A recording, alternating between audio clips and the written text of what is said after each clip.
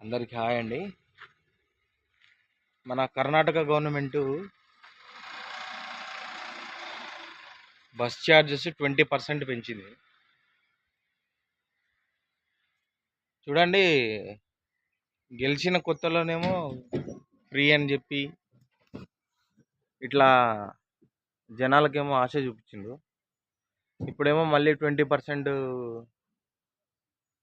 Ticket పైన increase చేస్తున్నారు. అంటే దీని మీద ప్రెజర్ జెంట్స్కి ఎక్కువ పడుతుంది. జెంట్స్కి డ్యూటీలకు వెళ్ళే వాళ్ళకి, పనికి వెళ్ళే వాళ్ళకి. అయితే దీన్ని బట్టి నేనేం చెప్పదలుచుకున్నా అంటే, ఫస్ట్ ఇప్పుడు ఇక్కడ తెలంగాణలో కూడా ఫ్రీ బస్ సర్వీస్ కూడా ఇస్తున్నారు ప్రజెంట్ లేడీస్కి. బెంగళూరు గవర్నమెంట్కి 300 crores, near by 300 crores. Karnataka RTC వాళ్ళకి 300 crores నష్టం అయితే రావడం జరిగింది. అందుకనే వాళ్ళు 20% టికెట్ రేట్ పెంచుతున్నారు. తెలంగాణలో కూడా ఆల్రెడీ ఇచ్చేశారు. ఇక్కడ కూడా నష్టాలు జరుగుతాయి.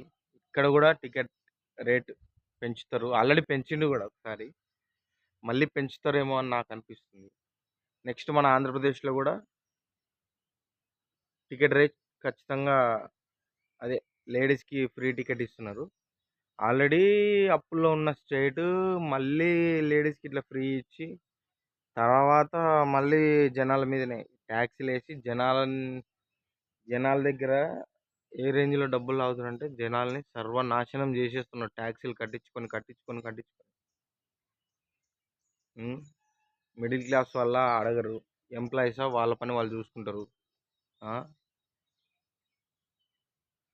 రేట్లు పెంచేయడం ఏముంది, ఒక్క టికెట్ మీద ఒక 5 రూపాయలు పెరిగినా కానీ గవర్నమెంట్కి ఎంతో ఆదాయం.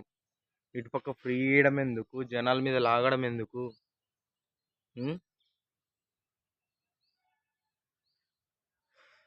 మొత్తానికైతే ఒక్క జనాలకే ఎన్ని ఫ్రీ పథకాలు ఇచ్చినా, ఎన్ని ఏం చేసినా దాన్ని మళ్ళీ రిటర్న్ జనాల దగ్గర నుంచే తీసుకుంటారు. కానీ కొత్తగా ఏమి అమౌంట్ క్రియేట్ చేసి అయితే తీసుకొస్తారని అయితే నేనైతే నమ్మడం లేదు. నెక్స్ట్ తెలంగాణలో ఉంటుంది, కర్ణాటకలో 20%, నెక్స్ట్ తెలంగాణ, తర్వాత ఆంధ్ర. ఎక్కడైతే ఈ ఫ్రీ టికెట్ లేడీస్కి ఫ్రీ టికెట్ ఇస్తున్నారు ఆర్టీసీ వాళ్ళు, కనీసం ఒక హాఫ్ టికెట్, ఐ మీన్ ఇప్పుడు ఒక ఊరు నుంచి ఇంకొక ఊరికి వెళ్ళాలంటే 20 రూపీస్ అంటే దాంట్లో హాఫ్ 20 రూపీస్ అన్న చేస్తే బెటర్ ఏమో అని నా ఉద్దేశం.